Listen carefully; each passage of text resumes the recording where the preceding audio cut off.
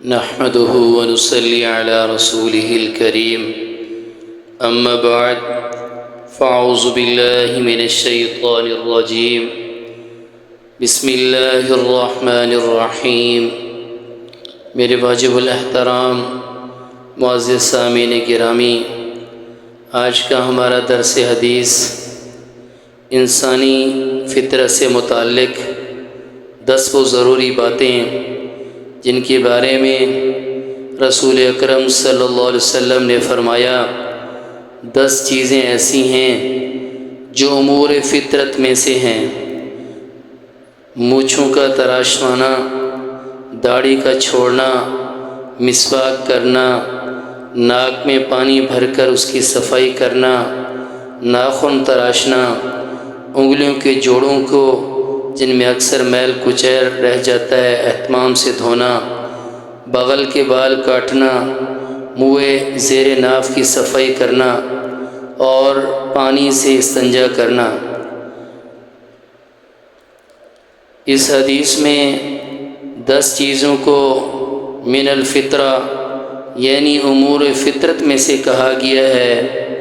بعض شارحین حدیث کی رائے یہ ہے کہ الفطرہ سے مراد یا سنت انبیاء یعنی پیغمبروں کا طریقہ ہے۔ اس کی تائید اس سے ہوتی ہے کہ اس حدیث کے مستخرج ابی عوانہ کی روایت میں فطرت کی جگہ سنت کا لفظ ہے، اور اس میں 10 من الفطرہ کی بجائے 10 من السنہ کے الفاظ ہیں۔ ان حضرات کا کہنا ہے کہ اس حدیث میں انبیاء علیہ السلام کے طریقہ کو الفطرہ اس لیے کہا گیا ہے کہ وہ فطرت کے عین مطابق ہوتا ہے۔ اس تشریح کی بنا پر حدیث کا مطلب یہ ہوگا کہ انبیاء علیہ السلام نے جس طریقہ پر خود زندگی گزاری اور اپنی اپنی امتوں کو جس پر چلنے کی ہدایت کی، ان میں 10 باتیں شامل تھیں۔ گویا یہ 10 چیزیں انبیاء علیہ السلام کی متفقہ تعلیم اور ان کے مشترکہ معمولات میں سے ہے۔ بعض شارحین نے الفطرہ سے دین فطرت یعنی دین اسلام مراد لیا ہے۔ قرآن مجید میں دین کو فطرت کہا گیا ہے۔ ارشاد باری تعالی ہے فَأَقِمْ وَجْهَكَ لِلدِّينِ حَنِيفًا فِطْرَةَ اللَّهِ الَّتِي فَطَرَ النَّاسَ عَلَيْهَا لا تبدیل لخلق اللہ ذالک الدین القیم۔ بس سیدھا کرو اپنا رخ سب طرف سے یکسو ہو کر دین حق کی طرف، اللہ کی بنائی فطرت جس پر اس نے انسانوں کو پیدا کیا۔ اللہ کی بناوٹ میں تبدیلی نہیں، یہی دین ہے سیدھا اور پکا۔ اس بنا پر حدیث کا مطلب یہ ہوگا کہ یہ 10 چیزیں دین فطرت یعنی اسلام کے اجزاء ہیں، احکام اسلام میں سے ہیں۔ اور بعض شارحین نے الفطرہ سے انسان کی اصل فطرت و جبلت مراد لی ہے۔ اس تشریح کی بنا پر حدیث کا مطلب یہ ہوگا کہ یہ 10 چیزیں انسان کی فطرت کا تقاضا ہیں جو اللہ تعالیٰ نے اس کی بنائی ہے۔ گویا جس طرح انسان کی اصل فطرت یہ ہے کہ وہ ایمان اور نیکی اور طہارت و پاکیزگی کو پسند کرتا ہے، اور کفر سے، فحش سے، منکرات سے اور گندگی اور ناپاکی کو ناپسند کرتا ہے۔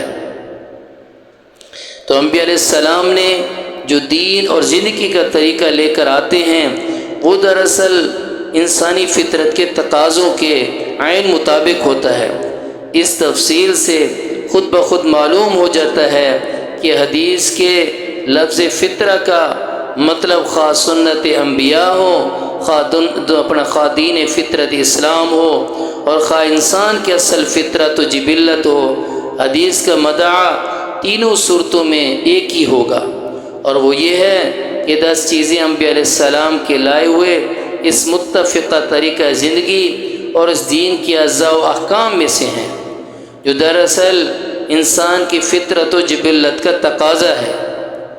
کچھ بزرگوں نے اپنے خاص حکیمانہ طرز پر اس حدیث کی شرح کرتے ہوئے چند سطریں لکھیں۔ ان کا خلاصہ یہی ہے کہ یہ 10 عملی باتیں ہیں جو دراصل طہارت، نظافت کے باب سے تعلق رکھتی ہیں۔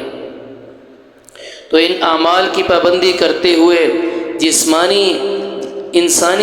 جسم کے انسان کے بعض حصوں میں پیدا ہونے والے بالوں کے بڑھنے سے پاکیزگی پسند اور لطیف مزاج آدمی کی سلیمت فطرت ہے کہ جس طرح حدث سے یعنی کسی گندگی کے جسم کے خارج ہونے سے ہوا کرتی ہے، بغل میں اور ناف کے نیچے پیدا ہونے والے بالوں کا حال یہی ہے۔ اسی لیے ان کی صفائی سے سلیم الفطرت آدمی اپنی قلب و روح میں ایک نشاط اور راحت محسوس کرتا ہے۔ یہ اس فطرت کا خاص تقاضا ہے، اور بالکل یہی حال ناخنوں کا بھی ہے۔ اور داڑھی کی نوعیت یہ ہے کہ اسے چھوٹے اور بڑے کی تمیز ہوتی ہے، اور وہ مردوں کے لیے شرف اور جمال ہے۔ اس سے ان کی مردانہ حیت کی تکمیل ہوتی ہے اور سنت انبیاء ہے، اس لیے اس کا رکھنا ضروری ہے۔ اور مونچھوں کو بڑھانے اور لمبا رکھنے میں کھلا ہوا ضرر یہ ہے کہ منہ تک بڑھی ہوئی مونچھوں میں کھانے پینے کی چیزیں لگ جاتی ہیں، اور ناک سے خارج ہونے والی رطوبت کا راستہ بھی وہی ہے۔ اس لیے صفائی و پاکیزگی کا تقاضا یہی ہے کہ مونچھیں زیادہ بڑی نہ ہونے پائیں، اس واسطے مونچھوں کو ترشوانے کا حکم دیا گیا ہے۔ اور کلی اور پانی کے ذریعے ناک کی صفائی اور مسواک اور پانی سے استنجا، یہ اہتمام سے انگلیوں کے ان جوڑوں کو دھونا جن میں میل کچیر رہ جاتا ہے۔ صفائی اور پاکیزگی کے نقطہ نظر سے ان سب چیزوں کی ضرورت اور اہمیت کسی وضاحت کی محتاج نہیں ہے۔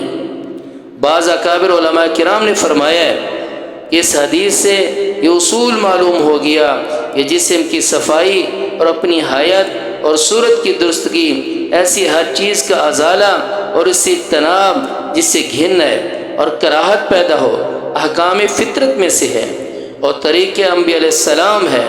اللہ تعالیٰ نے صورت کی تحسین کو اپنا خاص انعام و احسان بتلایا۔